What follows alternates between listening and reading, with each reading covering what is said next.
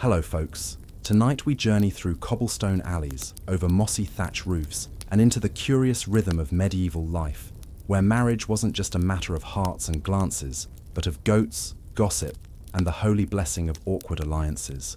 Imagine the clang of a blacksmith's hammer, the scent of boiled onions and wood smoke, and somewhere in the crowd, a mother whispering about that nice boy who just inherited a field. So, before you get comfortable, take a moment to like the video and subscribe, but only if you genuinely enjoy to be here. And as always, tell me where in the world you're listening from and what time it is right now. Now, dim the lights, maybe open a window for that soft wind hum, and let's ease into tonight's journey together.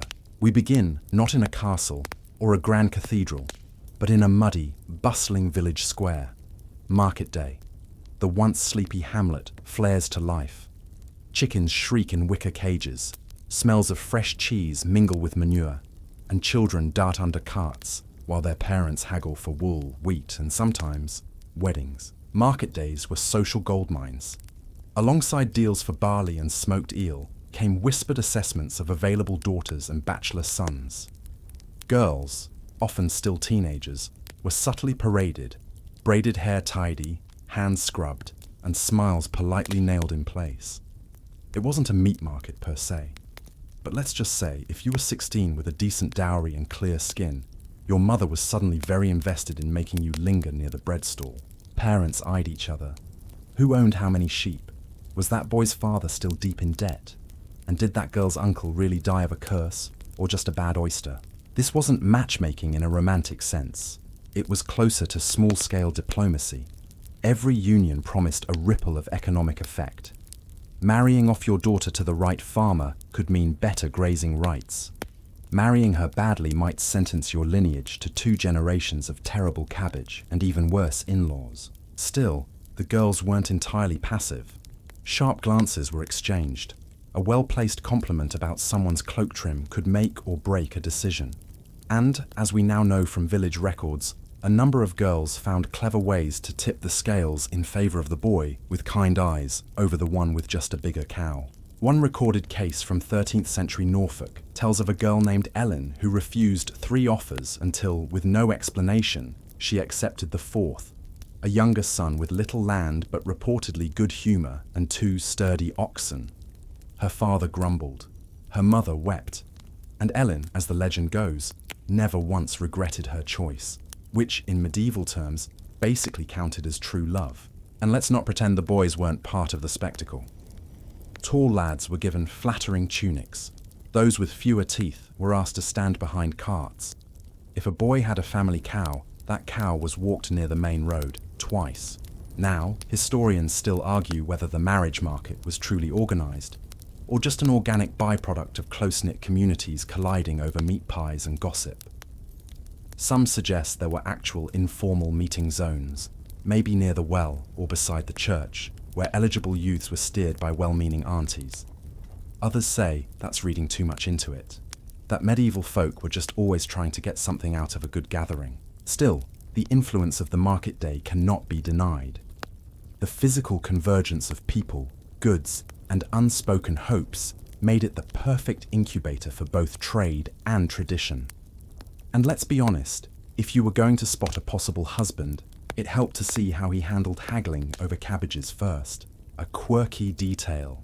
Some villages used bells or town criers, not just for sales, but to announce births, deaths, and occasionally marriage intentions.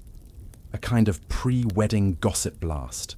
Imagine trying to buy turnips while overhearing that Agnes the miller's niece might wed Tom with the uneven boots. There's also evidence that some girls left secret markers, flowers tied to posts, small ribbons tucked into fence slats, as signals to preferred suitors, like proto-TINDER, but with more sheep and passive-aggressive embroidery. In some places, girls even wore particular colors to hint at their availability.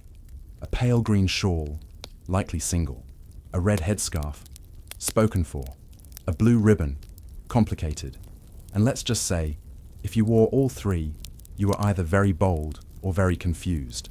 The stakes weren't just emotional. Marriage wasn't personal, it was survival. Aligning families, merging plots, or avoiding conflict meant everyone kept their cabbages and heads mostly intact. In some cases, two feuding families would literally marry off their children just to stop a years-long dispute over who had rights to the south-facing well. So romantic, right? The church, of course, loomed nearby, frowning gently. While the priest might bless a union, he also made sure it wasn't happening between cousins, at least not too close of cousins. Canon law required couples to declare their intent 3 Sundays in a row, called the banns. But even so, secret engagements and elopements happened, much to the priest's dismay and the villagers' delight. Every so often, a couple would announce their engagement right there in the market square. No cake, no DJ, just clasped hands, maybe a bread crust shared, and the solemn nods of witnesses who promptly rushed off to spread the news. It wasn't glamorous, but it was binding. And yet, no matter how strategic the planning, fate had its fun. Plagues, wars, or an unexpected drought could derail even the most promising match. Sometimes the boy got called to a far-off battle. Sometimes the girl was suddenly packed off to an aunt's abbey for moral instruction, a phrase that rarely meant anything fun. Still, in the drowsy haze of twilight markets and whispered hopes, many a life was quietly set in motion.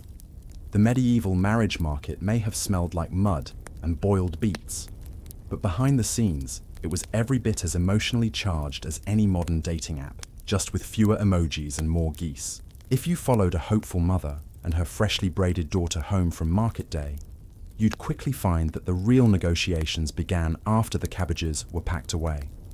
Dowries, family lineage, and a surprising number of goats came into play. Because in the medieval world, marriage was not just a personal matter. It was a multi-generational business arrangement with chickens pecking at your ankles. Let's start with the dowry, essentially a girl's starter pack for married life. This could include coins, livestock, cloth, a copper kettle, or, if her family was really showing off, an entire side of salted pork. Dowries weren't a gift to the groom so much as a financial safety net for the bride. But let's be honest, it was also a way of saying, she comes with perks. Now, wealthier families could offer land. Imagine you're 16 and your marriage hinges on whether your dad is willing to part with 3 furrows of barley field. It was a delicate dance. Offer too little and no one bites. Offer too much and your brothers might resent you forever. Girls without substantial dowries. They were in a tight spot, not necessarily doomed, but definitely forced to aim lower in the marriage hierarchy. That dreamy lad who owned a vineyard, out of reach, the sheep shearer's son with a lazy eye and good teeth? Possibly. And yes, in that order of priority, one recorded case from medieval France tells of a young woman named Isabeau, whose father promised 2 geese, a churn of butter, and a single boot to a potential husband. Yes, just 1 boot. The deal fell through, presumably due to the suspicious footwear clause. Meanwhile, the groom's family wasn't entirely passive in this process. They brought their own assets to the table, sometimes a morning gift, a kind of honeymoon starter pack, or a groom price that helped seal the deal. Historians still argue whether this was symbolic or truly financial. Some suggest it was akin to insurance. If the marriage collapsed, or the groom turned out to be more ogre than gentleman, the wife could potentially return to her family with some compensation, but it wasn't all ledgers and livestock. These decisions were also full of emotion, frustration, hope, and the occasional shouting match behind a barn. Girls sometimes pushed back. A daughter might say, "I won't marry that man, even if he owns 3 horses and a goose that sings." Though in most cases, it wasn't rebellion that carried the day. It was compromise, persuasion, or quiet resignation. Families often treated their daughters like chess pieces, moving them strategically to gain an alliance, cancel a debt, or spite a neighbor. One nobleman famously married his daughter to his enemy's second son, just so they'd be stuck dealing with each other forever. It was the medieval equivalent of a long-term prank. And let's not ignore the broader strategy. Marrying well meant better odds for grandchildren, future security, and more power at the harvest feast. A family might save for years just to offer a decent dowry for one daughter, hoping that she would marry up and drag the rest of the family's fortunes with her. There's an odd fringe detail worth noting. Some dowries included things like one feather bed, slightly used, or a cat of proven skill in catching mice. Yes, feline qualifications apparently mattered. One Italian document even lists a large jug shaped like a bishop as part of the agreement. Historians still puzzle over whether it was decorative, functional, or just really hard to get rid of. And while we're on the subject of oddities, there were dowry disputes after marriages too. If a girl was promised 3 cows and arrived with only 2 and a suspiciously thin goat, the groom's family might demand restitution. In some regions, there were even local officials who specialized in marriage disputes. Think of them as early relationship mediators, but with more hay and fewer degrees. But what of the girls themselves? How did they prepare? Beyond learning to spin, bake, and carry water on their heads without collapsing, they were taught the art of conversation, humility, and how to smile politely while someone inspected their teeth. Yes, dental checks were a thing. You weren't expected to sparkle, but rotten breath could tank a betrothal faster than a bad harvest. This scrutiny wasn't one-sided. A cautious girl might ask, does he drink? Is he cruel to the pigs? Has he ever insulted a priest? These were all fair concerns. After all, a marriage was binding. There were no easy outs, not unless the Pope himself got involved, and we'll save that for later. In some parts of Europe, families even used horoscopes to pick wedding days. A bride born under Virgo marrying a Taurus-born farmer, apparently lucky. 2 Scorpios? Might want to wait another month. Whether people truly believed in this, or just needed something to blame when things went sideways, is still up for academic debate. Marriage talks could last days, even weeks. Delegates might be sent to other villages to assess options. This often meant listening at taverns and watching how certain boys danced. One clever aunt from Cornwall was known for bribing tavern keepers to casually mention her niece during card games. Subtle, right? And let's talk goats. Goats were everywhere in this process. Not just as dowry items, but as wedding symbols. Some regions even had traditions of the wedding goat, an animal that led the bridal procession and was decorated with ribbons and bells. If the goat misbehaved or wandered off, it was said to be a bad omen. Imagine starting married life by chasing a panicked goat through a cabbage field. Delightful. The social stakes were high. A poorly negotiated match could shame a family for years. A well-made one could mean invitations to every good feast for a decade. So, yes, parents fretted, uncles interfered, and siblings quietly hoped it all worked out so they wouldn't have to share their blankets with an unmarried sister forever. In the end, these decisions, so steeped in economy, emotion, and a bit of goat chaos, shaped the rhythm of medieval life. They weren't fairy tales. They were logistical puzzles dressed in wool and scented faintly of garlic and sheep sweat. But they built the families, forged the communities, and every now and then sparked a quiet smile between 2 people who actually liked each other, even without a feather bed or fancy cat. And then, there were the girls who didn't marry. They watched the livestock deals, the dowry haggling, the goat parades, and then quietly vanished from the marriage market altogether. Some by chance, some by choice, and some by a gentle nudge from a father who said, "Well, if you're not marrying the cooper's boy, I suppose the abbey has room." The monastery next door, quiet, stone-walled, and echoing with morning prayers, offered a very different kind of future. In theory, a noble and pious life of devotion. In practice, sometimes a safe haven, sometimes a prison, and occasionally just an elaborate excuse for avoiding another awkward market day. In the Middle Ages, cloistered life wasn't always as voluntary as it looked on paper. Families short on dowries, but long on daughters, sometimes made a very simple calculation. We can marry off 2, and the 3rd becomes the spiritual one. Just imagine being the youngest sibling, quietly buttering bread, when someone says, "You've always liked candles, haven't you?" The abbess says they're recruiting.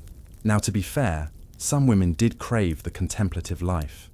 The cloister meant safety, education, and in some cases, power. Abbesses could control land, manage finances, and issue orders that even local lords respected.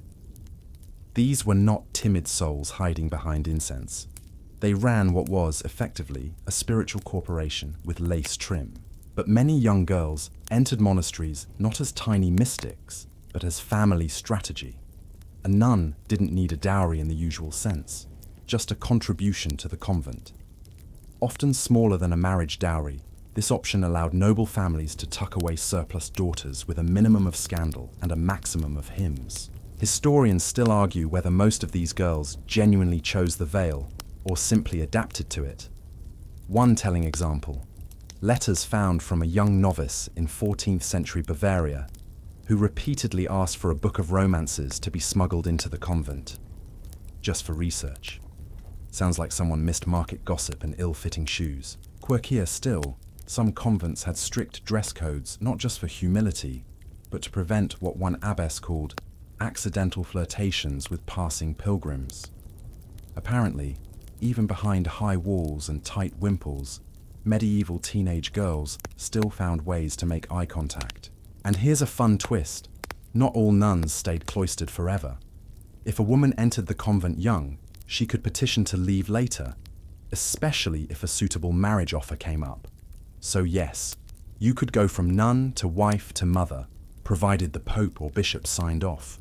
The medieval version of "I took a gap decade." For those who stayed though, life in the convent could be a strange blend of peace and monotony.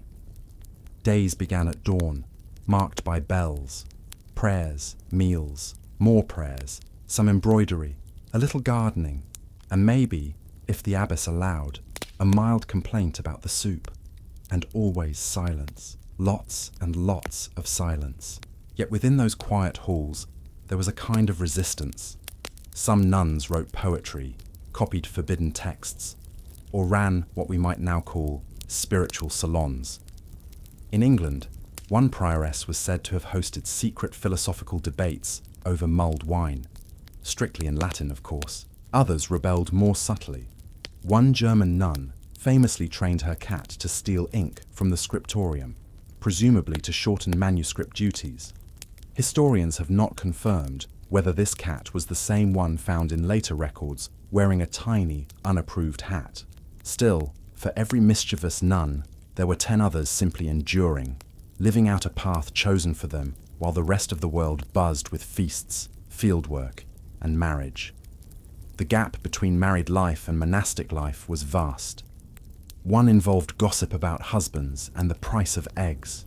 The other involved hours of silence, candle smoke, and woolen sleeves that never quite fit. And yet, both were bound by rules. Just as a wife answered to her husband and his household, a nun answered to her abbess and the church. Autonomy was elusive either way. For medieval women, freedom was less about where you lived, and more about who gave the orders. Some women, though, found odd loopholes. A few nuns became unofficial matchmakers, writing letters on behalf of their relatives, slipping advice into family correspondence, and occasionally smuggling small charms to help things along. That's right, even cloistered, Aunt Marjorie might still be arranging marriages with all the subtlety of a foghorn. We also have records of begonages, communities of pious women who lived together, wore semi-religious clothes, but weren't bound by full vows. Think spiritual roommates. These women could teach, nurse, even travel, without the burden of a husband or the restriction of a formal order. In many ways, they had more autonomy than either nuns or wives. Naturally, the church viewed them with wary eyes. Power without obedience. Suspicious. Academics still debate how widespread and influential these communities really were. Some say Beguines offered a rare model of medieval female independence. Others suggest they were tolerated only in cities that needed extra hands for the sick and the dying. Either way, they left behind some of the more human traces of medieval unmarried life, scraps of writing, humble wills, and the occasional carved comb tucked away in a linen chest. In the countryside, unmarried women often stayed with family, helping in the household, managing younger siblings, and slowly becoming that aunt. You know the one. The one who knows everyone's secrets, brews her own cider, and gives really unsettling marriage advice to 12-year-olds. Some such women leaned into eccentricity, The spinster with the red scarf, or widow who talks to cats, often became semi-legendary. Villagers might whisper that they had healing powers, or were friends with the forest spirits. In a world where most women became wives, those who didn't became stories, but not always kindly ones. An unmarried woman past a certain age, especially one with land, sharp opinions, or an herbal garden, risked being labelled a witch. Often this was just social paranoia wrapped in stale superstition. Still, these women had to walk carefully, lest a sour harvest or a sick cow lead to accusations with very real consequences. And yet, for all the pressure, not every woman feared the path outside marriage. Some found peace in prayer, some in herbal knowledge, some in poetry, and a few, perhaps the bravest, simply found peace in not belonging to anyone at all. So while the marriage market bustled on, with its goats and dowries and hopeful braids, a parallel life existed, quieter, stranger, just as real, and just as deeply woven into the fabric of medieval womanhood. If you strolled into a medieval village square at the right time, let's say just after Michaelmas, when the air smelled of roasted onions and damp wool, you might stumble upon what looked suspiciously like a dating fair. But this wasn't a mixer with flagons of mead and awkward conversation. This was the matchmaking season, and it had rules. So many rules. Marriage in the medieval world didn't happen just any time of year. In fact, the church laid out very clear periods when marriages could and couldn't happen. Lent. Nope. Advent. Forget it. 40 days before Easter, not a chance. These were times for fasting, penance, and avoiding anything as celebratory as a wedding. That left slim pickings for couples, especially if your harvest schedule didn't cooperate. This ecclesiastical calendar shaped the rhythm of the marriage market. The most popular season? Late winter to early spring, particularly in the narrow window between Epiphany and Lent. Because nothing says romance like a February ceremony with muddy shoes and questionable candlelight. It was also no coincidence that these months fell after the autumn harvest, when families had time, a little money, and slightly more optimism. Bread ovens were warm, the goats weren't yet pregnant, and the weather hadn't turned cruel. In short, perfect time to lock down a husband. Villages would buzz with speculation. Who was talking to whom? Whose father had sold 2 extra barrels of ale, an obvious sign he was saving for a wedding? Whose daughter had suddenly been gifted a new bonnet? It wasn't subtle. This was a season of intentional glances and very public negotiations behind hay bales. In some regions, particularly in England and parts of France, there were even semi-organized matchmaking events. Yes, actual communal gatherings where eligible youth were quietly paraded, sized up, and occasionally encouraged to dance just long enough to see who stepped on whose feet. These events weren't overtly romantic. Picture them more as supervised social performances with a side of stale pastries. One of the fringe practices tied to this season was bundling, a custom in some northern regions where prospective couples were allowed to sleep in the same bed with a board or thick blanket separating them. It was meant to encourage conversation and maybe a little bonding without risk of sin. Historians still debate whether bundling was effective abstinence or just a quaint medieval loophole that fooled no one. Of course, the church wasn't thrilled about all this bundling and occasionally tried to ban it. But traditions are like dandelions. They keep popping back up, especially in rural areas where a good husband was as rare as a literate chicken. And then there were the feast days. Weddings often clustered around saints' days, offering built-in celebration, communal food, and a little extra holiness. St. Valentine's Day, not quite the chocolate-fueled event we know today, but still connected to courtly love. Other popular dates included St. Agnes's Day, protector of virgins, and St. Joseph's Day, good for dreamers and carpenters alike. Girls often prepared for these seasons by weaving their best garments, starching sleeves to impress, and whispering with friends about which boy had recently fixed his boots, a surefire sign of impending courtship. Boys, in turn, might suddenly acquire new belts, comb their hair with effort, or offer suspiciously generous gifts like pears or extra radishes. Radishes, by the way, were once considered a token of flirtation. One 13th century Flemish poem even describes a young man who left a radish on his beloved's windowsill. Her response? A very pointed turnip. You decide what that means. Courtship wasn't as formalized as engagement. It was more like pre-betrothal banter, with lots of watching, speculating, and sometimes a clever grandmother orchestrating the whole thing with whispered suggestions and unsolicited blessings. A grandma's approval, by the way, could make or break a deal. One wink from her across a Sunday meal and a boy might find himself betrothed by dusk. But there was tension too. Courtship season came with its own set of worries. If you were a girl of marriageable age and no suitor appeared, the whispers would start. Was her dowry too small? Did she laugh too loudly? Was her mother too difficult? The pressure wasn't subtle. A missed season could mean another year of being elbow-deep in root vegetables and family tension. It wasn't uncommon for families to start shopping well before a girl turned 15.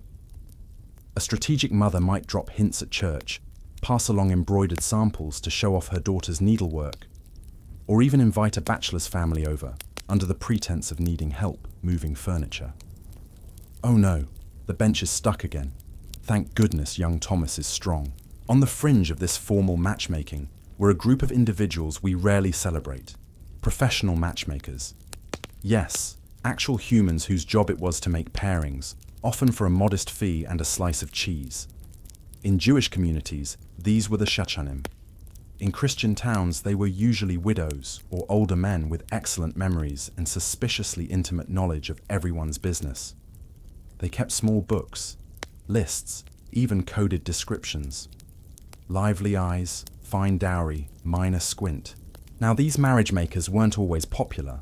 Some were mocked for meddling, others were treated with grudging respect.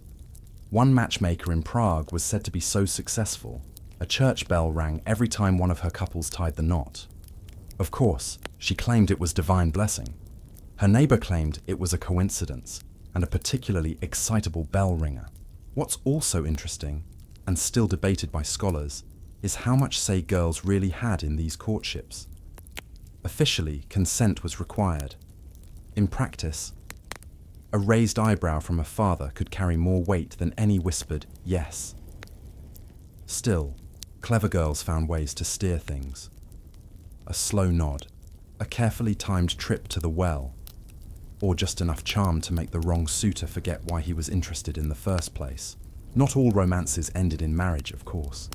There were broken matches, awkward encounters, and at least one case of a jilted suitor painting unflattering sheep on a family's barn. Petty, yes. Effective, also yes. But if the stars aligned, the dowry was fair, and the sheep well behaved, the courting season ended with betrothal, a formal, often public promise to marry. It wasn't quite a wedding, but it came with enough ceremony to feel binding. Gifts were exchanged. Families shared bread, sometimes a ring, sometimes just a handkerchief. And in some villages, a sharp nod was enough. So, while the air turned colder and the winter mud stuck to every boot, couples leaned toward each other, wondering whether this year would be their turn. Because in the end, under all the rules, gossip, and goat trading, there was still that quiet hope of something warmer than soup, more lasting than wool, and maybe even a little bit like love. So, you've made it past the dance, the radish, and the accidental goat flirtation. Maybe there's been a handkerchief, a nod from the grandmother, and a subtle rearrangement of family chairs to make room for visiting parties. Welcome to the betrothal stage. This wasn't just an informal promise like, we're seeing where this goes. Oh no. In many parts of medieval Europe, betrothal was legally binding. Break it, and you could face social disgrace, financial penalties, or, worse, a deeply disappointed priest with a long memory. In Latin, it was sponsalia, and once agreed upon, it tied two families together even before the wedding bells ever rang. Often done in front of witnesses, sometimes at the church door, sometimes in a family home, a betrothal was often more serious than modern engagements. In fact, in some regions, it was so binding that if the couple never went through with the wedding, their separation still required official annulment. One historical fact? Canon law, especially after the 12th century, began treating mutual consent, verbal and clear, as the foundation of both betrothal and marriage. A yes from both parties, spoken freely, was what counted, at least in theory. But let's pause for a reality check. This freely given consent was often under considerable pressure. Your father might be standing there, hands folded, the priest nodding solemnly, a pig rooting around your skirt hem. Not exactly an emotionally neutral environment. Still, the idea of consent mattered, even if practice wobbled. Theologians and canon lawyers debated it endlessly. Could a 12-year-old girl really give consent? What if the boy was drunk? What if they said yes just to avoid a terrible match their parents arranged? Academics still argue whether medieval consent was more symbolic or functional, a checkbox on a larger social contract rather than a true expression of will. Now here's where it gets curious. Betrothal often involved physical tokens. Rings, yes, but also belts, brooches, and sometimes knives. Yes, knives. A small decorative blade given to a girl wasn't just a gift. It was symbolic of trust, provision, and a very subtle warning. Don't you dare elope with that boy from the tannery. One quirky detail. Some betrothal contracts included clauses about fertility. Families would specify that the marriage could be annulled if the bride or groom turned out to be barren. How would they know? Ah, therein lies the scandal. Some families encouraged testing before marriage. Others explicitly forbade it. A few looked the other way and simply prayed no one ended up pregnant before the formal ceremony. But yes, pre-marriage intimacy was a real grey area. The church preached chastity, but also accepted that some couples, especially betrothed ones, might get, shall we say, enthusiastic. There are court records where girls defended their pregnancies by saying, "But we were betrothed. It's basically the same as married." Sometimes the church agreed. Sometimes the church sighed loudly and shuffled some scrolls. This was also the season of promises, of love, of land, and of livestock. Dowries were finalized. Bride prices negotiated. If the groom was well off, he might promise a morning gift, a token given the day after the wedding night. Sometimes it was land, sometimes coins, sometimes just a goose. Interpret that as you will. Also crucial, the witnesses. A betrothal wasn't valid unless someone saw it, preferably many someones. This made it harder for anyone to later claim, no, I never agreed to marry her. I was talking about the cow. The betrothal was often written down too, not always formally notarized, but copied into a parish record, a family ledger, or a priest's private notes. Some even had wax seals. And the gossip? Oh, it blossomed. Once a betrothal was announced, neighbors took sides. Was it a good match? Had she traded up? Was he too old? Was her family quietly desperate? People speculated, compared, and occasionally rearranged invitations to upcoming feast days accordingly. In elite circles, the betrothal period could stretch for years, particularly among the nobility, where children might be betrothed before they could pronounce each other's names. Sometimes a girl was promised at 7 and married at 12. Practical? Questionably. Romantic? Not even a little. But politically useful? Absolutely. This meant that in some cases families could stack up multiple potential betrothals and back out if a better deal came along. There are records of noble girls being betrothed and unbetrothed half a dozen times before their first period. Imagine being a literal child and already having a breakup track record longer than most medieval troubadours. One particular case, Eleanor of Aquitaine, was married off to Louis VII of France after a political whirlwind that included broken promises, papal diplomacy, and more money than most small villages saw in a decade. Her betrothal, marriage, and eventual annulment set off one of the juiciest love political sagas of the Middle Ages. But more on that later. Let's not forget the food. Betrothal feasts were a big deal, especially in wealthier homes. Bread was broken, wine flowed, and sometimes there were elaborate cakes shaped like swans or towers. One baker, in 14th century Flanders, reportedly made a betrothal pie, containing a boiled egg, a coin, and a tiny ribbon. Whoever found the coin was said to be next in line to marry. Think of it as a medieval engagement party meets fortune-telling game night. The bride-to-be often received gifts, and so did her family. Cloth was a popular option. Linen for undergarments, wool for winter. A groom's family might send preserved fish or even a whole goose. In turn, the bride's household might gift dried fruits, small nuts, or a particularly well-bred chicken. Again, romantic? Not exactly, but practical. Very. And what of emotions during all this? That's the part we rarely hear. Letters are scarce, diaries rarer still.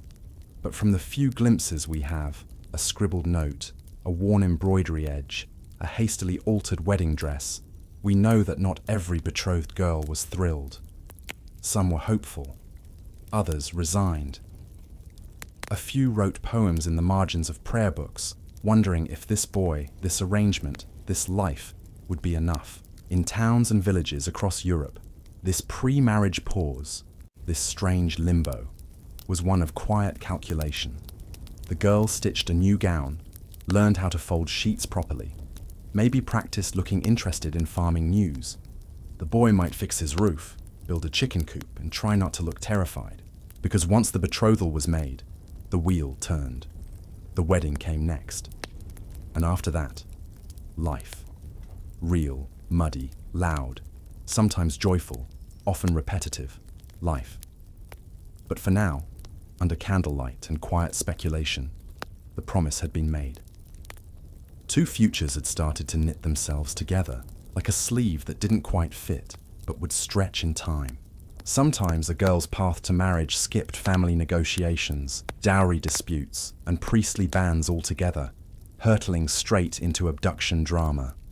Yes, kidnapping brides was a real and surprisingly common feature of the medieval marriage market.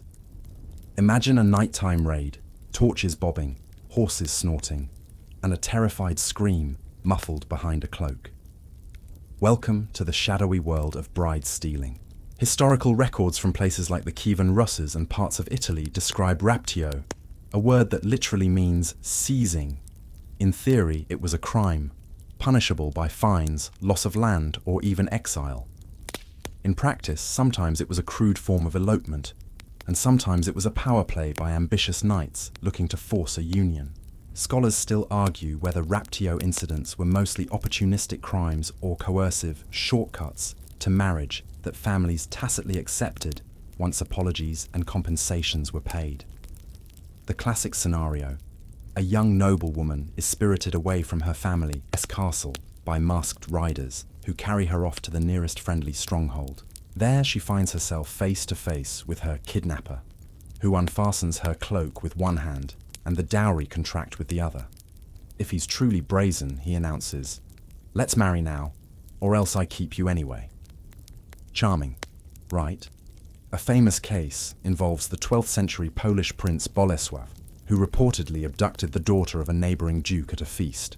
The audacity was such that the local bishop threatened martial excommunication, yet within months, the very same couple were proclaimed man and wife, and legend says they lived quite happily. Academics still debate whether she was a willing participant from the start or simply resigned to her dramatic fate. But either way, her story became ballad fodder for generations. In rural communities, bride stealing sometimes took a lighter form. One French tale tells of a jilted suitor who kidnapped his beloved, only to lose her temporarily when their horse bolted into a marsh. By dawn, they'd been discovered by the very family he'd snuck past, sipping coffee. No, dandelion tea by the marsh's edge, and negotiating a proper dowry in the mud. Oddly enough, this count as popularity went up afterward, as if muddy boots proved his devotion. Quirkier still, some bride capture events were staged with full family blessing. A father might send word that, for the right price, kidnappers should give his daughter a proper thrill and bring her back unharmed. This kind of mock abduction served as a test of bravery and compatibility. If the suitor could plan the fake raid, negotiate the ransom, and return his betrothed in one piece, he demonstrated skills useful in war and marriage. Professors remain divided on how often these theatrical kidnappings preceded genuine consent versus simply being romanticized by later storytellers. Bride stealing wasn't restricted to the upper classes. Peasant legends tell of young men who spirited off local girls to avoid hefty matchmaker fees or greedy in-laws. Often, the couple would vanish for weeks, hiding in woodlands or with sympathetic relatives. When they reappeared, families faced a choice: press charges and risk community schism, or accept a fait accompli with apologies and perhaps a goat as compensation. More than once, a couple abducted in autumn would return in spring with a marriage license, and occasionally a baby in tow. Church authorities tried to crack down. Canon law condemned raptio, and penitential manuals prescribed harsh penances for both captor and captive, though the captive AS punishment was often reduced if she repented and accepted marriage. Witch hunts sometimes followed high-profile abductions, as neighbors whispered that the kidnapped bride must have been under a spell. One 14th century German court book records a trial where the accused kidnappers were forced to do public penance in the market square, barefoot and holding lit candles. A humiliating and somewhat festive punishment. The practicalities of kidnapping were intense. You needed fast horses, a clear route, and trustworthy accomplices. You also needed to avoid ambushes by the bride's brothers and potentially her loyal hounds. One Italian account mentions a brave hound biting 3 raiders before they fled with only a pendant and her slippers. They got the slippers but lost the pendant and, ironically, later sued the family for compensation since the pendant was part of their promised dowry payment. Sometimes, kidnapping was just the first act. Once kidnapped, a girl might be pressured into a quick secret marriage in the forest or a chapel outside the bishop's jurisdiction. These clandestine ceremonies often involved whispered vows at sword point or over a flickering candle in a hermit hut. If successful, the couple returned as husband and wife, and the legalities of forced entry faded into the background. In other cases, the bride escaped during the night, leaving only footprints and a shredded cloak behind. And let's not forget the role of music. Ballads, laments, and poems immortalized these dramatic episodes. Bards would sing of fair maidens carried off by dashing rogues, conjuring images that blurred the line between crime and romance. Historians debate how much these songs influenced reality. Did young men truly mimic ballad plots, or did ballads simply capture the wildness already swirling in society? This chicken or egg question keeps medievalists up late over too much spiced mead. A fringe tidbit: in parts of Brittany, local custom had it that if a feisty girl managed to escape her captors for 3 straight nights, by law, she was free to refuse the match. This legend may be more myth than fact, but it testifies to how seriously communities discussed consent and resistance, even within coerced contexts. Despite bookish debates and moral condemnations, raptio remained part of the medieval marriage landscape until well into the 15th century. Eventually, stronger centralized authorities, more effective policing, and shifting attitudes toward consent helped curb the worst excesses. But for centuries, the threat, or promise, of abduction hovered behind every budding romance. So next time you think medieval marriage was all lace and lace-curtain courtships, remember the darker edge, the hoofbeats in the night, the tackle behind the barn, and the whispered vow under duress. Because in that mix of fear and fervor, sometimes the strongest marriages were forged. Not in gentle negotiation, but in the heart-thumping thrill of a midnight ride. Following the thunder of hoofbeats and ducal drama, let's return to the day-to-day world of peasants, where marriage wasn't exactly a free-for-all, but rather a labyrinth of permissions, taxes, and lordly oversight. You might think that if you lived in a humble cottage, far from courtly kidnappings, your love life would be simple. But alas, the lord's demesnes stretched into every hearth and haystack. A peasant marriage required 3 main consents: the bride's, the groom's, and, crucially, the lord's. Yes, even a farmhand needed his landlord's green light. Why? Lords claimed merchet, a fee paid when a daughter married, essentially a tax on her leaving the labour pool. Families saved up portions of bread ale, or coins to cover this, and woe betide the household that couldn't pay on time. If you skipped the merchet, you risked fines or having the marriage annulled until you scraped together the dues. One fiscal record from 14th century England notes a family offering 3 chickens and a cheese wheel for their daughter's merchet. The Lord Steward accepted only the cheese, deeming the fowl unripe. Permits were another headache. In many villages, you had to notify local officials, sometimes as early as a month before the wedding. A notice nailed to the manor door, a tally on the steward's ledger, and a line in the parish register. This public announcement, akin to the priest's bans in towns, aimed to prevent clandestine marriages, but it also broadcasted your family's finances to curious neighbors. Historians still argue whether these regulations protected communities or simply enriched lords and clerks with every marriage contract. On one hand, they prevented runaway lovers from vanishing into the hills. On the other, they cemented the lord's control over peasant bodies and burdens. Quirk tip: in some regions, if the lord refused permission, couples might sneak off to a neighbouring lordship where the merchet was lower, or even non-existent. Tales persist of desperate pairs donning pitch-black cloaks, slipping through forests, and marrying under a friendly bailiff's nose. Sometimes they made it back home as husband and wife before sunrise, leaving an indignant landlord scrambling to chase after them on horseback. Besides merchet and permission, peasants faced heriot, a death duty paid when a head of household died, often offset by gains from marriage alliances. If a widow remarried, the new husband owed the previous lord a share of her inheritance. This tangled web meant that some peasants delayed remarriage, fearing the additional levy more than loneliness. Academics still debate whether heriot stifled rural remarriage or simply drove it underground into secret ceremonies. Then came the feast preparations. Peasant weddings were crucial festivals, more gossip than grandeur. Neighbours expected invitations, families borrowed pots, pans, and extra bedding. The groom's household usually hosted, but sometimes the bride's parentage determined the venue. Regardless, both parties pooled labour, mowing hay for thatching, baking barley bread, brewing cider, and, if someone owned a pig, roasting it whole. A delightful and messy tradition in parts of Normandy involved le saut du mouton, the sheep jump. During the feast, young men guided a sheep through a hoop made of willow branches, symbolizing fertility and prosperity. The bride and groom each held one end of a ribbon tied to its horn, and if they managed to steer it together, the marriage was blessed with luck. If the sheep bolted, it was seen as an omen of discord, much to the guests' laughter and occasional panic. Marriage rights could also be tied to land tenure. Villeins, peasants bound to a manor, needed their lord's permission not only to marry, but to transfer land rights.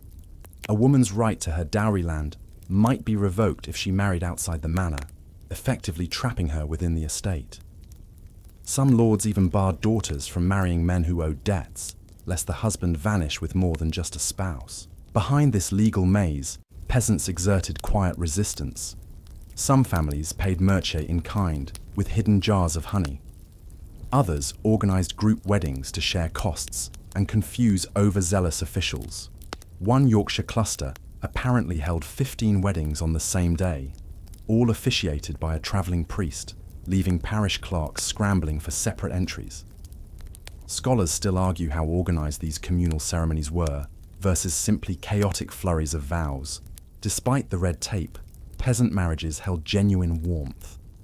Couples carved simple wooden tokens, heart shapes, rings, tiny horses, as keepsakes. A 15th century Norfolk will bequeaths "my carved love spoon" to a daughter, sentimental proof that even in a world of taxes and tithes, personal feeling found its way into wood grain. And let's not forget midwinter weddings. While church rules frowned on certain seasons, peasants sometimes ignored the calendar, marrying on the feast of St. Stephen or even Christmas Eve, snatching moments of joy amidst snow and straw. In one record, a couple wed on 12th night, dancing until the small hours with lanterns lit and returning to their fields by sunrise. Tradition suggests this defiance of ecclesiastical timing was both romantic and slightly heretical. repairing old barns, harvesting flax, hauling logs, all doubled as pre-wedding chores. Youths from neighbouring hamlets joined the labour, turning sweaty work into a meet-cute factory. One curious account notes a bride who insisted her groom replace every worn fence post before the wedding day, then proceeded to talk about fencing matches for months after, earning him the nickname Sir Rail. And personal choice?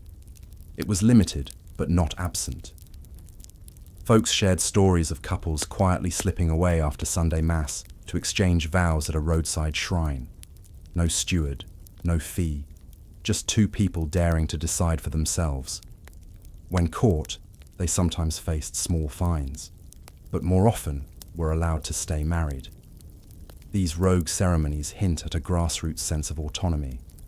If you loved someone enough, you might risk a few coins and the Lord's wrath. Ultimately, peasant marriages were woven from both constraint and creativity. Under the eye of stewards, abbots, and bailiffs, young lovers found ways to declare their commitment through secret ceremonies, carved spoons, and sheep steering games. Each wedding was an act of community, a financial calculation, and, at its heart, a hopeful leap into shared hardship and joy. In a muddy field laced with laughter, taxes, and toasting cups of cider, peasants proved that no matter how many rules you add, human hearts will find a way to tie themselves together, often with ribbons, sometimes with radishes, and always with enough determination to outsmart the nearest lord. Once a marriage ended through death, desertion, or the mysterious disappearance of a husband off to pay a debt, a woman's life often took an unexpected turn. Widows, suddenly master of their own households and assets, walked a tightrope between empowerment and suspicion. Spinsters, never married, could be equally strategic, weaving social networks to carve out influence. In both cases, medieval society called them witches, long before any black magic ever happened. Consider the widow first. Legally, she was entitled to a dower, often 1/3 of her husband's lands or movable goods. That meant a steady income from rents or crops, enough to live comfortably and even hire servants.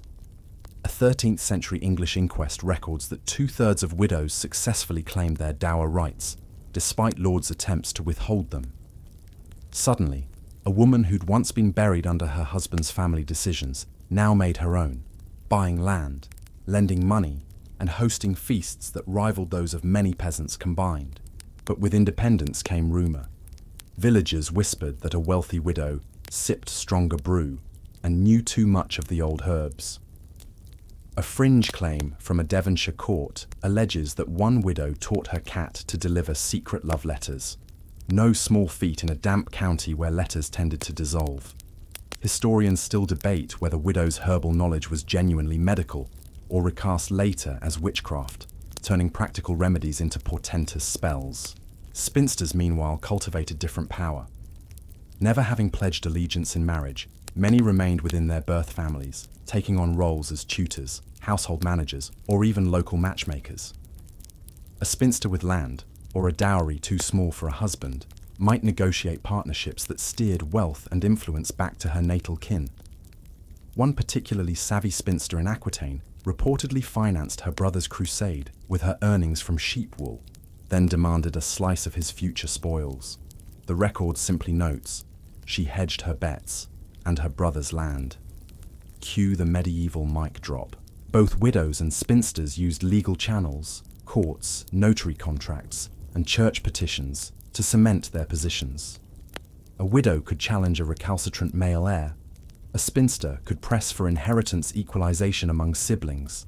Academics still argue whether these legal victories reflected genuine gender rights or merely individual exceptions championed by savvy litigators. Quirky detail. In some regions, a widow's house was considered liminal, a threshold between families. To ward off bad luck and overly curious suitors, some widows hung upside-down horseshoes above the door, believing it repelled both demons and distant cousins. One record from 15th century Brabant amusingly notes that several men injured themselves trying to borrow the horseshoe for luck at dice games. Counsel and rumour spread fast in medieval communities. A spinster who lent a teen a pocket knife for chores might soon face gossip of clandestine blade teachings and sedition. Sometimes, spinsters drafted neighbourly contracts. I, Agnes Spinster, will guard thy flock if thou guardest my name, effectively creating unofficial guilds of unmarried women. These alliances often challenged male-dominated guilds, leading to whispered accusations of shadow councils plotting property takeovers. Scholars still debate how widespread these networks truly were, versus being romanticized later as proto-feminist cabals. Joke break. Imagine a group of medieval spinsters swapping chamomile tea recipes while plotting territorial boundaries over a board painted on a wooden table. Game of Thrones. Wool Edition. The Lord of the Manor, probably wondering why his sheep were suddenly refusing to be counted. Widows, too, found unexpected freedoms. Some, feeling relief at escaping household chores, sold their husband's old armour and used the proceeds to fund pilgrimages. A recorded pilgrimage from 1327 lists a widow as lady in shining boots, drawing sneers from clerics. It's ill-advised for a grieving woman to travel so boldly. Yet she returned with relics, blessings, and a reputation for being unshakable, putting many a knight to shame. And while lords tried to control remarriage, often demanding the widow pay again for permission, some women simply refused. A few became de facto heads of household, employing male stewards to manage lands while they focused on spiritual retreats or scholarly pursuits. One notable widow in Tuscany founded a small library of theological texts, reportedly scribbling marginal notes, mocking clerical dullness. Professors still argue if her annotations were genuine cynicism or just lively medieval footnotes. Of course, male relatives occasionally tried to remarry widows off for political gain. A nephew might propose a union to keep estates in the bloodline, turning the poor woman into a prize rather than a person. Records show some widows feigning illness, hiding in abbeys, or claiming divine visions to avoid the second nuptials. Cue another medieval mic drop. Pray tell. Divine intervention works wonders when you need an escape clause. Spinsters, lacking a dower, often forged influence through piety. Beguinages, those semi-religious communities of single women, provided space for teaching, nursing, and modest commerce. Debate continues among historians about whether beguines empowered women or alarmed the church enough to eventually suppress them. But for decades, these communities thrived, offering alternatives to marriage or cloister. A fun aside, some beguines reportedly ran underground book exchanges, scrolls and codices traded like contraband. One bookish spinster in Liège smuggled a copy of Ovid's Metamorphoses under her wimple, earning her the nickname the Owl. Needless to say, she was both revered and suspected, depending on whom you asked, whether widow or spinster. A woman's status hinged on her ability to navigate male institutions while quietly bending rules. Behind closed doors, they consulted scribes for legal counsel, kept secret ledgers of rents and debts, and formed alliances with sympathetic clerics. They hosted evening gatherings of widows and spinsters, sipping mulled wine, sharing news, and, legend has it, plotting the occasional practical joke on a meddling bailiff. Amid the sheep and spoons of earlier sections, it's easy to forget that medieval women wielded subtler, yet potent, power. They were not mere bystanders, but active participants, negotiating land grants over pastries, challenging stewards' fees with a raised eyebrow, and safeguarding community welfare. They danced on societal edges, half in light, half in shadow, witchy only to those who feared their influence. And when the scholars argue about compliance, autonomy, or whether that cat really did deliver mail, they remind us how complex these women's lives were. Beneath the rumour of potions and spells lay savvy legal minds, strong social bonds, and a quiet determination to claim a space in a world built around marriage. So, whether you're a widow with a horseshoe over your door or a spinster armed with a carving knife and a library card, remember this: medieval women found ways to create autonomy, even when the rules seemed stacked against them. They left behind stories, manuscripts, and sometimes just a cryptic footnote. evidence of spirits far more human than any witch. Now, let's drift from individual stories to the bustling, often chaotic world of medieval marriage markets. The lively hubs where entire communities converged, bringing together not just prospective brides and grooms, but also a swirl of economic, social, and sometimes downright theatrical activity. Picture an open field or village green, transformed once or twice a year into a marketplace of hearts and bargains, where livestock mingled with lust and ledger books were just as important as the pies cooling on windowsills. These markets weren't like your modern speed dating sessions. They often coincided with fairs or religious festivals, timed to when peasants had a day off from ploughing or when the harvest left just enough slack to contemplate futures beyond the fields. At the core was a simple but universal goal: to find a marriage partner who could contribute economically and socially to the family or community. In England and France, the so-called marriage fairs attracted young people and their families from miles around. Vendors hawked linen, dyed wool and trinkets, while troubadours sang bawdy ballads about star-crossed lovers, many of which probably made villagers blush and giggle. The air smelled of wood smoke, freshly baked bread, and yes, a faint undertone of sheep dung. Charming, right? Historically, these fairs were legally sanctioned events.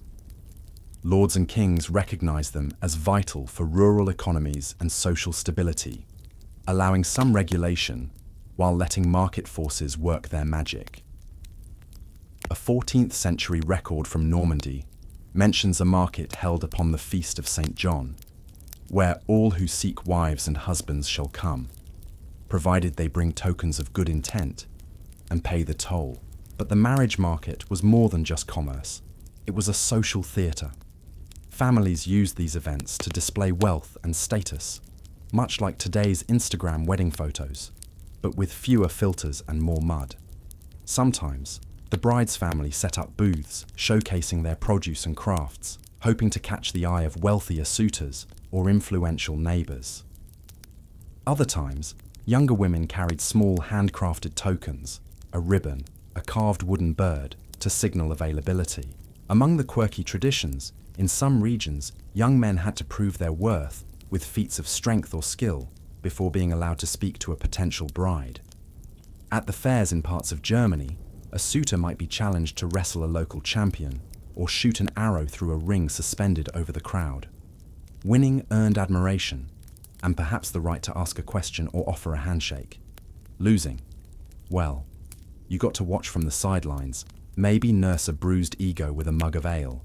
Historians still debate the extent to which these competitions were genuinely about assessing character or merely public spectacles.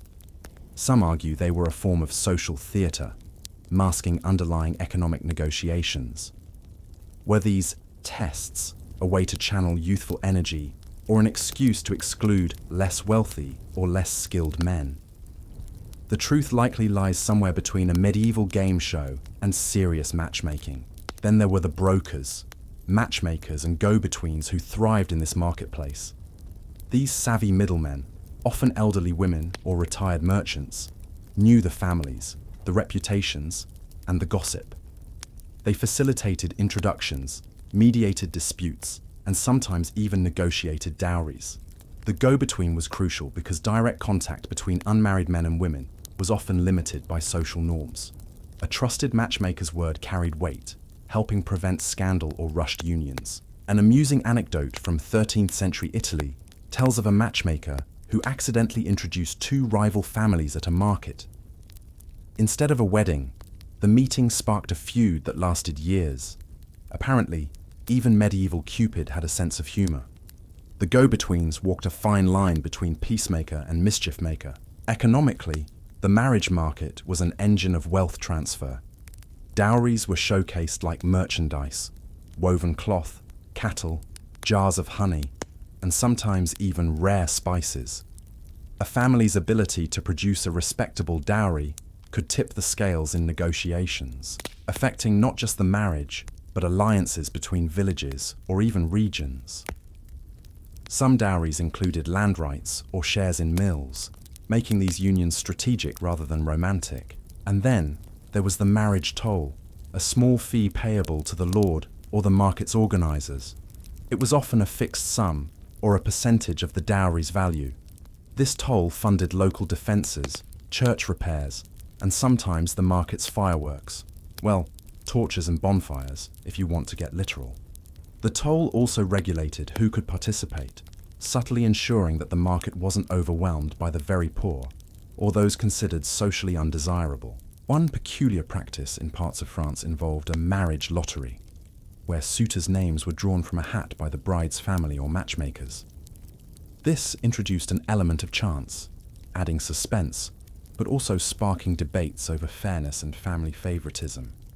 Scholars still ponder whether these lotteries were genuine community-driven mechanisms or symbolic rituals masking predetermined outcomes. Quirkier still, in some English villages, after the market closed, young couples were encouraged to steal a kiss or engage in a brief courtship dance under the moonlight, rituals believed to seal the agreement or bless the union with fertility. Local clergy often turned a blind eye, understanding the importance of community joy and fertility cycles. Though the bishop might later frown upon such nocturnal merriment, these markets could be wild affairs, but they also shaped communities profoundly. They reinforced social ties, redistributed wealth, and kept traditions alive. Behind the noise and laughter were serious negotiations over futures bound by contracts, customs, and sometimes sheer hope. So when you imagine the medieval marriage market, picture not just stalls and shepherds, but a rich tapestry of human interaction, where economics met emotion, tradition met chance, and young people navigated a complex dance of choice and constraint. It wasn't just a place to find a spouse, but a vital institution shaping the very fabric of medieval life. The intricate choreography of the marriage market would have been incomplete without the pivotal role of dowries, the financial heartbeats of medieval unions. Dowries weren't just gifts, they were complex economic packages, the currency of trust and bargaining between families, often dictating who married whom, how comfortably newlyweds could live, and even what legacy a family left behind. So, picture this: a carefully wrapped bundle of linen, jewelry, cattle, or even land deeds, handed over in front of witnesses and probably a few gossipy neighbors, setting the stage for the matrimonial dance. Dowries varied widely depending on social status and regional customs. Among the peasantry, dowries might consist of household goods, farm animals, or a plot of land, while noble families negotiated vast estates, castles, or precious artworks. A wealthy merchant's daughter might bring a shipment of exotic spices or a sum of coin that could fund a trading voyage. A dowry was simultaneously a bride's security blanket and a family's promise. Invest in her future, and she will uphold your honor. One fascinating but lesser-known fact: some dowries included books, which were incredibly precious at the time. Imagine gifting your daughter a beautifully illuminated manuscript, sort of like handing over a Kindle filled with medieval Instagram. This not only showed wealth, but also a commitment to education and piety, both highly prized in marriage negotiations. Historians debate how often such dowries influenced a woman's standing, but they certainly added cultural weight. A quirky detail: in 14th century Catalonia, it was customary for brides to include a marriage chest as part of their dowry, filled with everyday items, but also oddities like dried herbs and tiny mirrors believed to ward off evil spirits. One chest reportedly contained a preserved raven's claw, a mysterious talisman, perhaps intended to keep the groom on his toes. Dowry negotiations were serious business. Families would often haggle over the exact value and contents, a process sometimes mediated by local officials or church authorities to avoid disputes. Contracts were drawn up in meticulous detail, sometimes written on parchment and sealed with wax, legal documents that could be revisited years later if trouble arose. But dowries weren't just about wealth transfer. They reflected gendered expectations. A bride's dowry was often seen as her contribution to the new household, while the groom was expected to provide protection and status. Yet dowries could empower women. In many regions, the dowry remained legally hers, giving her a form of financial independence should the marriage fail or the husband die. Scholars still argue whether dowries primarily serve to protect women or to reinforce patriarchal control by tethering them to family wealth and obligations. In some cases, dowries became sources of conflict, with husbands trying to appropriate them entirely, leading to legal battles and family feuds. An amusing medieval anecdote: a merchant's son once complained that his bride's dowry included an overabundance of chickens, leading to a noisy household and unwanted poultry negotiations. It's a reminder that even centuries ago, marital bliss sometimes involved squabbling over the practicalities of farm life. Dowries also had cultural significance. They could symbolize alliances between families and communities, much like modern-day business mergers or political coalitions. A particularly lavish dowry might elevate a family's social standing or secure future favors. Conversely, a meager dowry could stigmatize a bride and limit her prospects. The intricate system of dowries was not without its critics, both then and now. Some medieval church leaders condemned excessive dowries as signs of greed or vanity, while modern historians debate whether dowries reinforced class divisions or provided women with economic leverage. Amid all the calculations and negotiations, it's easy to overlook the human element, the hopes, anxieties, and dreams bundled up alongside the tangible gifts. For the bride, the dowry was a ticket to a new life. For the groom, a responsibility. And for the families, a social contract etched in cloth, coin, and parchment. As we look back, the dowry reveals itself as a multifaceted institution, blending economics, culture, and gender politics. It was neither purely mercenary nor entirely romantic, but a complex negotiation reflecting the realities and aspirations of medieval life. Matchmaking wasn't just a hobby for busybodies. It was practically an industry in medieval communities. From seasoned widows with ledger books tucked beneath their shawls, to grandmothers armed with knitting needles sharp enough to thread gossip through any tale, these mediators shaped more marriages than any church decree ever could.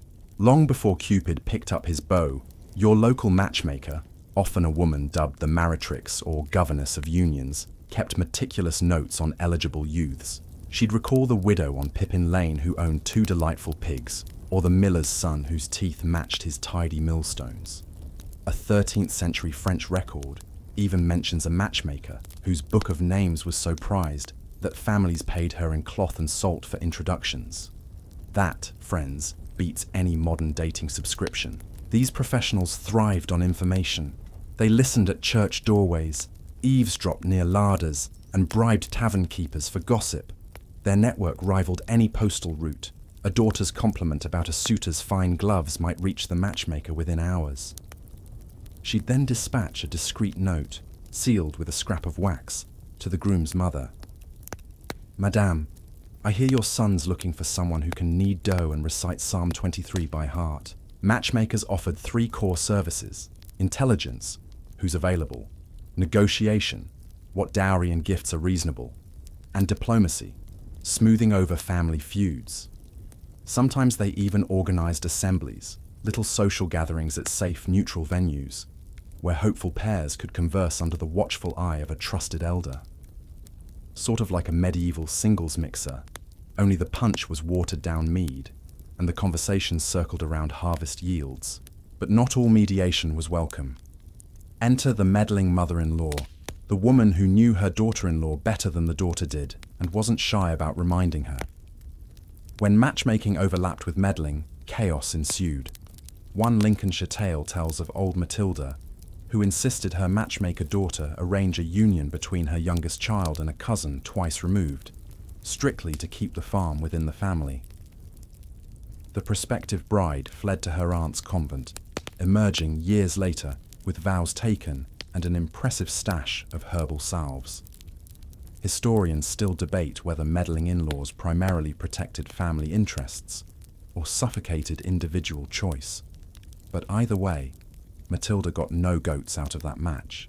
A quirky tidbit: matchmakers sometimes carried charms, tiny pouches of rosemary, frankincense dust, or even bits of red coral, believed to sweeten negotiations or dispel bad blood between households. One 14th century English recipe book preserves a charm to make in-laws speak kindly, which involved boiling 7 clove-studded apples in honey and whispering one's lineage into the steam. Whether it actually worked or just gave folks a snack remains a topic of sleepy scholarly debate. Mothers-in-law didn't always need charms. Often, their interference came in the form of unsolicited advice. Don't give him too much bread, that man already has a belly like a barrel. Or veiled threats. Remember, dearie, I have a daughter who can spin twice as much yarn. Their favourite tactics included swapping the bride's emerging dowry list with a more modest one, or covertly redirecting gifts meant for their grandchildren. In Saxony, there was even a custom of dowry swapping, where a mother-in-law could legally adjust her daughter's promised assets if she deemed them overly generous. This practice is a rich vein of debate among academics. Was it a rightful check on egregious dowries, or a sexist ploy to control women's wealth? Then there were the matchmakers' tools of the trade: ledger tablets and coded letters. In some Jewish communities, matchmakers, shadchanim, kept ketubot drafts, organizing prenuptial agreements in advance. These documents detailed not only dowries, but moral expectations and compensation for desertion, sometimes amounting to hundreds of silver deniers. Legal historians still argue how binding these early prenuptial contracts were, given frequent illiteracy and shifting local customs, but they certainly added legal gravitas to a match. Beyond negotiations and legalities, matchmakers often performed rituals. In parts of Brittany, a matchmaker would lead a couple around a sacred oak tree, once clockwise for good fortune, then anti-clockwise for fertility. A red ribbon tied to a low branch signaled the successful seal of intent. Fun fact: a misplaced ribbon could mean a year's delay, prompting frantic ribbon hunts among village children. Some scholars believe these rituals were Christianized versions of earlier Celtic customs, but the precise origin remains hotly debated among folklorists. A light joke. Imagine a matchmaker consulting her ledger, muttering, "Let's see, a manor of 3 rooms, 2 donkeys, and a slight cough. Ah, perfect." Every negotiation danced on the edge of comedy and compromise. And let's not forget the personal stakes. For a reluctant bride, the matchmaker could be a guardian angel, finding a kind-hearted husband when her own family insisted on a brute. For others, she was the ogre in grandmother's clothing, locking potential brides into mismatches before the first wedding dance. One chronicler noted with mild sarcasm that Millicent's matchmaker was as fond of bargains as the peddler in the market. Despite these mixed reputations, matchmakers occupied a respected niche. They brokered peace between feuding clans, prevented marriages that threatened local allegiances, and saved families from endless dowry disputes. Their wisdom often outlasted formal laws, guiding unions across decades. In many villages, no wedding was complete without the same old matchmaker present, her silvery hair tucked beneath a modest kerchief, her keen eyes assessing the groom's handshake for sincerity. In the intimate world of medieval marriage, matchmakers and meddling relatives together wove the tapestry of alliances. They balanced love, duty, and economics, sometimes with a parchment, sometimes with peppermint charms, always with stories for the next generation.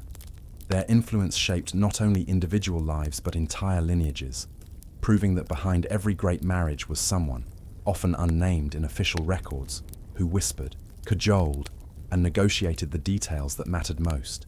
And as historians continue to sift through dusty contracts, whispered ballads, and marginal notations, they remind us that medieval marriage was far more than 2 souls pledging hearts. It was an elaborate performance staged by matchmakers, mothers-in-law, and the myriad voices of a community determined to keep both love and legacy alive. In the tangled web of medieval matchmaking, there was a quieter, more secretive thread: love that flourished in the margins, between same-sex pairs whose affections were whispered behind cloister walls, scribbled in coded letters, or buried in the folds of a well-worn cloak. While official records largely ignored or condemned these relationships, the evidence that survives hints at a hidden world of companionship, devotion, and careful discretion. Across Europe, clerical manuals decried sin against nature, yet paradoxically recorded details of men and women alike who found solace in same-sex bonds. One fact: the 12th century Byzantine patriarch Michael II condemned unnatural unions, but still noted cases of monks secretly engaging in intimate gestures, holding hands, sharing beds, reciting love poems. These details survived not as celebration, but as moral warnings, though they betray moments of tenderness someone felt worth noting. For women, the story is even murkier. Patriarchal scribes barely acknowledged female friendships that went beyond chaste companionship. Yet scholars still argue whether affectionate language in letters between noble women, praising each other's rosy cheeks and heartfelt kisses, denoted deep friendship or genuine romance.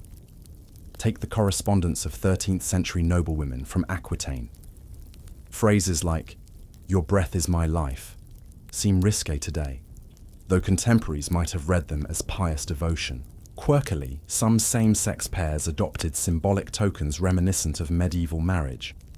Rings inscribed with initials, joint seals on travel documents, or matching embroidered badges depicting entwined birds.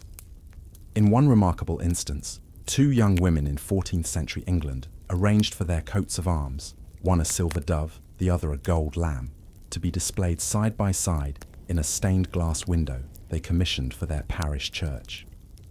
It survives today as a rare hint of partnership beyond the patriarchal gaze. Clandestine gatherings sometimes offered spaces for hidden affection. In certain university towns, students of the same sex spent nights in shared lodgings, studying by candlelight and occasionally exchanging poems beneath the table. Anthologies known as Goliard songs include lyrics celebrating male camaraderie with passionate undertones, though modern historians debate whether these verses were bawdy jokes or coded expressions of love. After all, a line like, "Oh my brother, your lips taste sweeter than wine," could mean either, or both. Affectionate same-sex friendships were often cloaked in religious devotion. Sisters in convents wrote verses to each other, calling each other spouse of Christ, while secretly harboring more earthly feelings. One convent chronicle forbids immoderate gestures among novices, but acknowledges that some pairs rest their heads together in prayer, a small allowance for bodily closeness that might mask tender desire. Academics continue to debate whether such regulations sought to curb eroticism or simply maintain hierarchical order. A playful detail: at some medieval fairs, certain signs, like two interlaced rings hung on a stall, served as discreet signals that a merchant might welcome same-sex customers seeking companionship. These tokens were subtle enough to evade magistrates, but visible to those in the know. Scholars still puzzle over the exact meaning of some of these emblems. Were they markers of tolerance or warnings of danger? Same-sex bonds also surfaced in pilgrimages. Two men might journey together to Santiago de Compostela, sharing a bed in taverns along the route, swapping travel stories that read like love letters. One pilgrimage record from 1382 lists Thomas and Geoffrey, bound in affection, lodging at the same inn for weeks.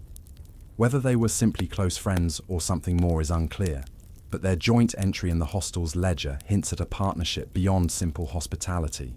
Theological debates added another layer of complexity.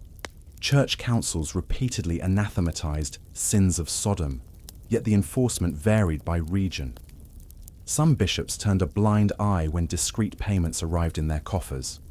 Others launched witch trials against suspected spreaders of vice. Historians still argue how much official policy mirrored common practice.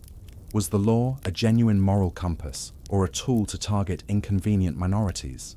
In a rare legal case in 14th century Florence, a notary recorded a dispute between families over a joint property grant to two women described as companions in life. The families argued whether this jointure implied a legitimate partnership or violated civil ordinances. The settlement required both women to swear they were bound only by holy friendship, thus forcing them to erase any romantic dimension from their legal status. Professors question whether such clauses reflect societal denial of same-sex unions. or a pragmatic survival tactic by the women themselves. Despite the risk of censure or worse, some same-sex pairs created private rituals. Two men might exchange locks of hair or recite unique vows under a favorite yew tree. A surviving poem speaks of a ritual handshake sealed before the moon, an echo of betrothal ceremonies in earlier sections. Whether these were legally binding or purely symbolic remains a matter of scholarly debate, but they testify to creative resilience in the face of prohibition. A curious fringe tidbit: a handful of medieval bestiaries likened same-sex affection to monogamous pairings in the animal kingdom. Penguins, swans, or even beavers, among creatures noted for lifelong mates. These natural analogies quietly challenged religious edicts by highlighting divine examples outside human custom. Some monks reportedly used these passages to argue for leniency, but the church hierarchy largely dismissed them as poetic license. By the late 15th century, the advent of printed manuals and urban laws led to harsher crackdowns, yet the stories persisted. Secret societies like the Compagnia della Morte in northern Italy offered extra protection to same-sex companions, with patron saints invoked for mutual support. Their statutes survive in fragmentary form, hinting at an underground network of solidarity, an echo of the guild-like alliances we met in Section 8. Behind every coded letter and carved badge lay real hearts risking exile, shame, or violence for the chance at genuine connection.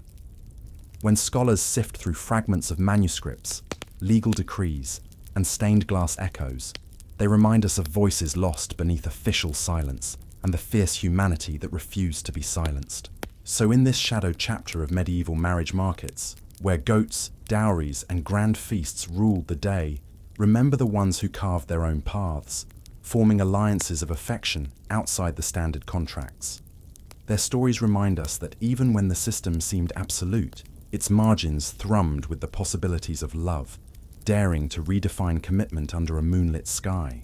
When we think about medieval marriages, it's tempting to picture dusty castles and formal ceremonies, but much of the matchmaking actually unfolded in bustling marketplaces, vibrant fairs, and noisy village festivals. These events doubled as social mixers, auction houses, and even dating apps, minus the screens, of course. Here, people met, mingled, and sometimes bartered their way into lifelong partnerships. The marriage market was a physical, communal spectacle, not a mere bureaucratic transaction. Vendors hawked their wares, children ran with ribbons trailing, and the scent of roasting meats mingled with the laughter and occasional squabble over livestock. Among these sounds, the distinct rhythm of negotiations, sharpened voices bargaining dowries, promises whispered between families, created a unique soundtrack to courtship. One historical fact: the famous champagne fairs of 12th century France were not only trade hubs for textiles and spices, but also hotbeds for matrimonial deals. Nobles and merchants alike used the fair's bustling environment to find spouses, capitalizing on the convergence of diverse communities. These fairs were timed with seasons when agricultural duties eased, making it easier for families to travel and participate. The marketplaces also functioned as rumor mills. News about a prospective groom's debts, a bride's reputation, or the outcome of a recent feud spread quickly, influencing decisions in real time. A single whispered scandal could dash hopes or accelerate proposals. Some merchants even employed matchmaker stalls, where brokers displayed lists of eligible candidates and their dowry offers on wooden boards. A quirky medieval tidbit: at certain English fairs, there was a tradition called bride-buying auctions, where young women's family representatives would publicly announce dowries and listen to offers from suitors. While it sounds mercenary, and indeed it often was, there are records of spirited bidding wars that resembled modern-day auctions, complete with haggling and witty repartee. Scholars debate whether this system empowered women by publicizing their worth or commodified them unfairly. Families used these markets to test the waters, sometimes arranging preliminary meetings or informal courtships before formal negotiations. The festive atmosphere allowed potential couples to observe each other's manners, speech, and even dancing skills, valuable indicators of compatibility and social grace. Observing a suitor's skill at juggling apples or reciting poetry could tip the scales in his favor. The fair also provided opportunities for young people to express themselves beyond arranged roles. Folk dances, singing contests, and storytelling sessions allowed suitors and brides-to-be to showcase talents and win favor. These cultural expressions weren't merely entertainment. They functioned as subtle auditions, where charm and wit could outshine mere wealth. In some regions, market marriages were legally recognized, bypassing elaborate church ceremonies initially, but followed by religious rites later. This pragmatic approach reflected the need to formalize unions quickly for economic or political reasons, such as securing land rights or alliances before the harvest season. Yet these arrangements often sparked debate among clergy, who feared the loss of sacramental solemnity. One scholarly discussion revolves around whether marketplace marriages diluted the church's authority or simply adapted to social realities. Some argue that these public transactions kept marriage grounded in communal oversight, reducing secretive or exploitative unions. Others see them as a symptom of growing mercantilism encroaching on spiritual domains. A light joke to ease into the noise. Imagine a peasant trying to impress a noblewoman by juggling turnips while reciting the latest troubadour song. If that's not medieval charm, what is? Marketplaces also provided a stage for matchmaking frauds and rivalries. There are accounts of false promises, last-minute dowry hikes, and even fake identities designed to snatch a better match. One story from 14th century Germany describes a young man who disguised himself as a merchant's heir to woo a wealthy bride, only to be unmasked by the distinctive smell of his village's famous cheese. Despite the chaos, these marketplaces forged lasting bonds, weaving together the social fabric of medieval life. They transformed abstract negotiations into lively human encounters, reminding us that behind every arranged marriage was a community bustling with life, noise, and hopes. The marriage market was a place where families balanced strategy with spontaneity, business with banter, and tradition with personal desire. It was a marketplace not just for goods, but for futures, where the scent of freshly baked bread mingled with whispered promises and the clinking of coin. By now, we've wandered through dowries, matchmakers, market fairs, and even secret same-sex bonds. But how did people actually say "I do" in medieval times? Wedding ceremonies, rich in ritual, symbolism, and sometimes surprising humor, were the grand finale of the marriage market, the official sealing of promises whispered in marketplace corners and family chambers. The ceremony's core was the exchange of vows, words spoken aloud before witnesses that transformed negotiation into a lifelong pact. But unlike modern weddings, medieval nuptials often stretched over days, involving a patchwork of religious rites, feasting, and communal participation. This wasn't just a contract, it was a performance, a community spectacle that bound not only two people, but entire families and villages. One interesting fact. During the Middle Ages, the essential marriage vow was often as simple as the mutual consent, "I take you as my wife, husband." This verbal contract, sometimes exchanged privately, could create a binding marriage without any priest present.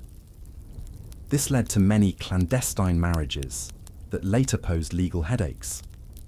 Church authorities later insisted on public ceremonies and bans to curb this practice. But consent remained the heart of the matter.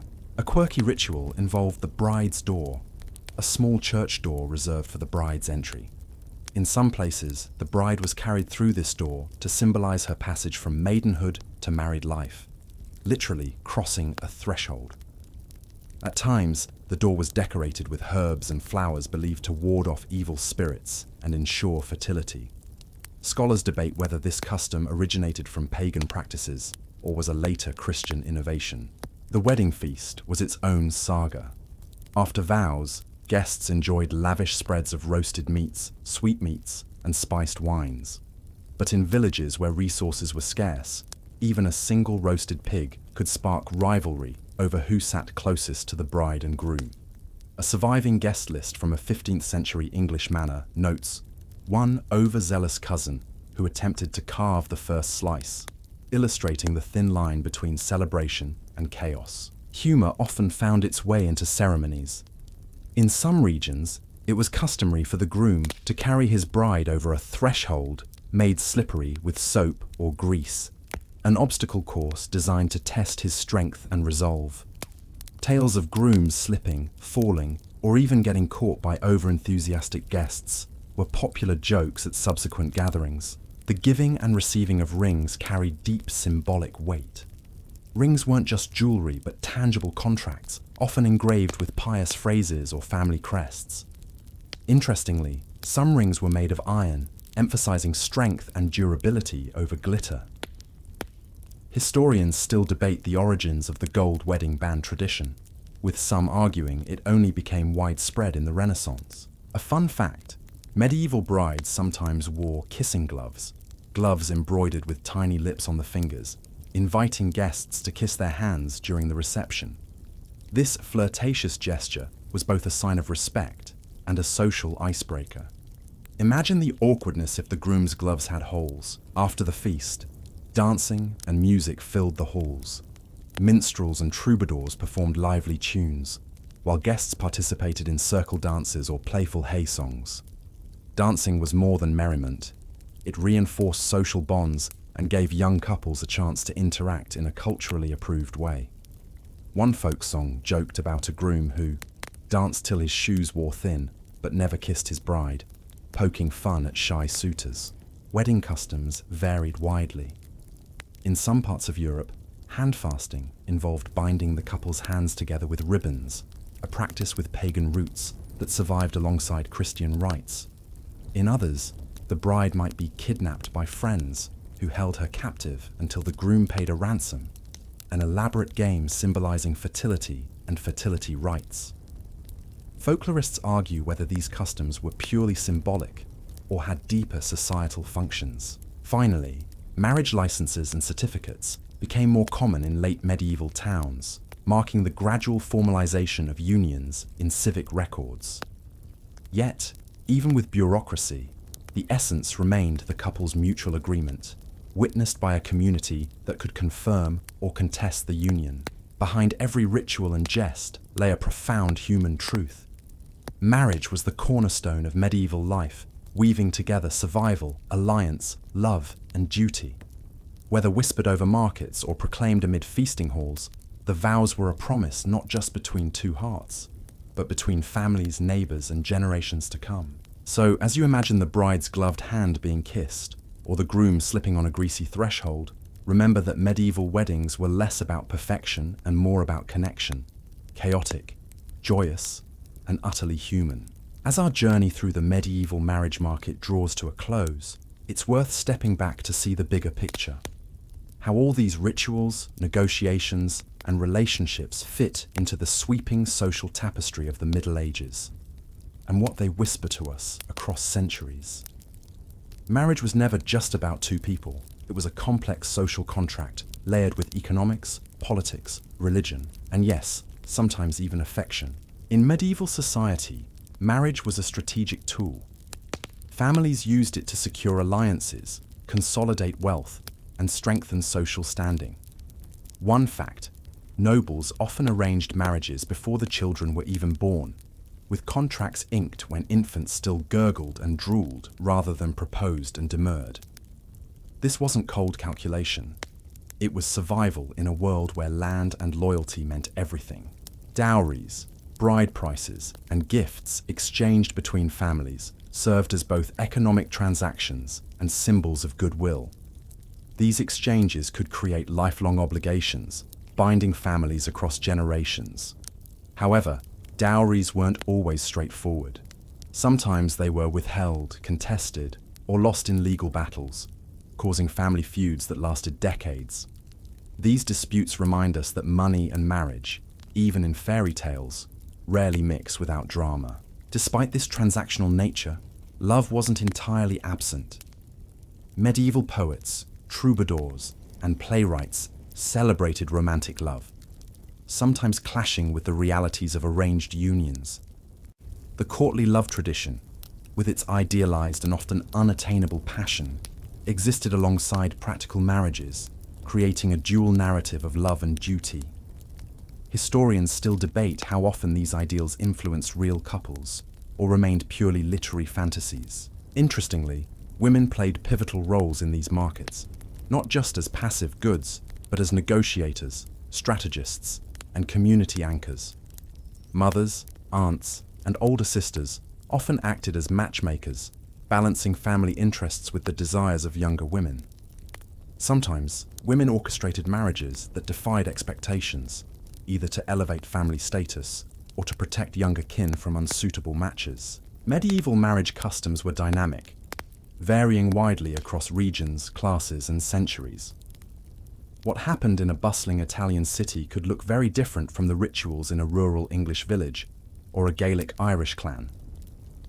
This diversity reflects the adaptability of marriage as an institution, shaped by local traditions, laws, and economies. A curious detail: some medieval towns had marriage markets so official that they included town criers announcing eligible bachelors and bachelorettes, complete with descriptions and dowry amounts, an early form of matchmaking bulletin board. These announcements could make or break a family's social prospects, adding a performative layer to what might otherwise seem private affairs. Today, the echoes of these markets survive in unexpected ways. Modern weddings still balance tradition and negotiation, family involvement and personal choice, and the concept of matchmaking, whether by apps, friends, or family, carries on centuries of social engineering mixed with hope. As you settle into sleep tonight, think of the medieval bride stepping lightly over a threshold greased with soap, the young man juggling turnips at a crowded fair, or the secret lovers exchanging rings carved from iron and love. Their lives filled with noise, laughter, and whispered promises remind us that beneath history's dust lies a deeply human story. The medieval marriage market was a world of contrasts: commerce and romance, duty and desire, public spectacle and private feeling. And just as the soft wind hums outside your window, the past whispers its timeless truths. Love, in all its complicated forms, has always found a way. Now, as the story settles around you like a warm blanket, feel the gentle pulse of centuries past slowing to a calm rhythm.